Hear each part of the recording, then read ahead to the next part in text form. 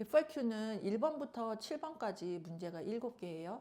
그런데 1번부터 3번까지는 long question이라고 해서 말이 1번이지 A, B, C, D, E, F, G 해서 이렇게 서브 문제가 아주 한 페이지 이상, 두세 페이지 넘어갈 수도 있어요. 데이터도 분명 많이 필요하고요. 근데 이 비중이 높습니다. 1번과 2번과 3번은 4, 5, 6, 7번의 보다 비중이 2배 이상이기 때문에 1, 2, 3번에 올인한다는 생각을 가지셔야 돼요. 1번, 2번, 3번을 완벽하게 답을 써놓으면 4번, 5번, 6번, 7번은 사실은 별로 걱정을 하지 않아도 됩니다. 작년 시험부터 이제 하이브리드 디지털 AP 시험으로 바뀌었는데요. 작년에는 없었던 게 거의 확실한 것 같습니다. 그러나 이제 하이브리드 디지털 AP가 도입된다고 할 때 2024년도 시험에는 극심한 유출 사고가 있었죠. 미국 본토에서도 일어났고요. 아시아 존에서는 말할 것도 없었습니다. 그런데 그런 유출 사태가 일어나다 보니까 이제 AP 선생님들이 알게 된 사실이 있는데요. 미국도 동부, 서부 시간차가 있기 때문에 버전이 2개 이상이라는 걸 알게 됐어요. 그리고 뭐 예전부터 알았던 내용이죠. 폼 A, 폼 B가 예전부터 있었거든요. 그러니까 아시아 존도 시험은 다른 시험지로 보는 거죠. MCQ라고 한다면 사실은 이 동네 사람들이 알고 있었던 내용은 문제 순서를 살짝 바꿀 것이다 라고 알고 있었는데, 저희가 이제 알게 된 사실, 2024년 마지막 페이퍼 AP 시험을 볼 때 알게 된 사실은 아시아 버전이 약간 어려운 문제를 낸다는 걸 알게 됐어요. 그리고 FIQ는 아예 1번부터 7번까지 세트가 달라요. 그러니까 예를 들어서 미국 버전의 FIQ의 1번이 애시드 베이스였다. 그러면 아시아존의 FIQ 1번은 애시드 베이스가 안 나올 수도 있어요. 예를 들어서 KSP랑 일렉트로캠이랑 갈바닉 셀 문제를 섞어서 1번에 놓기도 한다는 거죠. 그러니까 이것처럼 미국 시험지랑 아시아 시험지랑 다르다. 이게 첫 번째 사실이고요. 두 번째는 아시아존이 수학과학에 강하기 때문에 학생들이요. 그래서 이쪽이 난이도가 높다라는 사실입니다. 물론 그 페이퍼 AP 시험을 보던 시절에 유출된 문제라든가 아니면 AP 클래스를 통해서 우리가 알고 있게 된 문제들, 그런 문제들이 계속 재탕, 삼탕 되어서 현재 하이브리드 디지털 AP 시험에 나온다는 이야기는 아닙니다.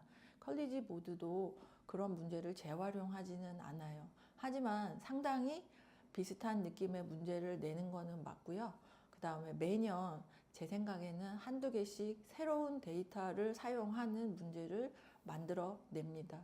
그러면 이제 그런 새로운 데이터를 활용해서 내가 머리를 써서 문제를 풀어야 되는 경우에는 반드시 학원이나 아니면 학교 뭐 또는 개인적으로 공부를 많이 해서 문제풀이 연습을 하지 않으면 안 되는 부분이죠. 그래서 저희가 제공해 드릴 수 있는 그런 단연간에 축적된 기출 문제들, 그 다음에 하이브리드 디지털 AP가 시작되면서부터 학생들의 후기를 통해서 알게 된 문제들, 이런 것들을 이제 열심히 분석을 해서 앞으로 올해 AP를 본 학생들에게 충분한 준비가 될 수 있도록 노력하겠습니다. AP 문제의 특징은 서브 문제가 이제 A, B, C, D, E, F, G 그래서 여러 개가 있다고 했잖아요. 근데 답을 사실은 장황하게 쓰면 안 됩니다. 특히 피리어딕 트렌드 같은 거는 핵심 단어가 있거든요. 근데 학생이 10줄, 20줄 쓰는 학생이 있어요. 사실 답지가 공간이 충분하기 때문에 길게 길게 쓰는 학생들 꽤 있습니다. 이유는 뭐냐면 내가 알고 있는 지식을 혹시라도 채점자가 잘 모를까봐 꼼꼼하게 쓰는 건데요.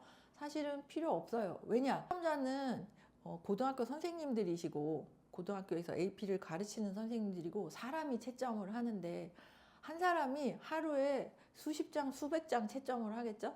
그러면 그 사람도 스트레스가 많겠죠? 핵심 단어를 찾아서 그 단어를 정확하게 기록했는지를 확인하고 점수를 줄 거예요. 그렇기 때문에 길게 쓰시면 오히려 득이 아닙니다. 해가 돼요. 그래서 짧게 쓰시길 바라고 문법 필요 없고요. 정확한 단어가 증가하는지 감소하는지, 그래서 결과값에는 높은 값을 줄 건지 낮은 값을 출력해낼 건지를 명확하게 짧게 쓰시면 돼요. 문장은 최대 2개까지만 쓰시길 바랍니다. 그리고 그림을 그리는 부분이 이제 나올 수 있죠.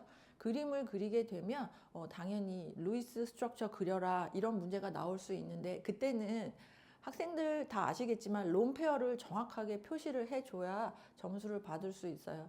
급한 마음에 펜으로 대충 점 찍다가는 틀릴 수 있어요. 그래서 특히 루이스 스트럭처 그릴 때 점을 꼼꼼하게 성의껏 찍어줘야 된다.